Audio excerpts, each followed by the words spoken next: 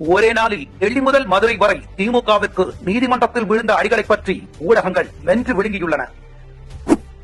திமுக எம்எல்ஏவுக்கு சொந்தமான மருத்துவமனைகள் தொடர்புடைய கிட்னி திருட்டு குறித்து விசாரிக்க சென்னை உயர்நீதிமன்றம் அமைக்க கூறிய சிறப்பு புலனாய்வு குழுவில் தாங்கள் பரிந்துரைக்கும் அதிகாரிகளையே நியமிக்க வேண்டும் என்ற திமுக அரசின் நிபந்தனையை ஏற்க மறுத்துள்ளது உச்சநீதிமன்றம்.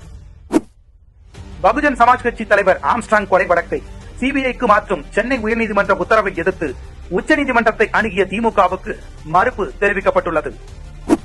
கரூர் தாவேகா பேரணியின் போது ஏற்பட்ட கூட்ட நெரிசல் குறித்து சிபிஐ விசாரணை கோரிய வழக்கில் தமிழக அரசை உச்சநீதிமன்றம் கடுமையாக கண்டித்துள்ளது.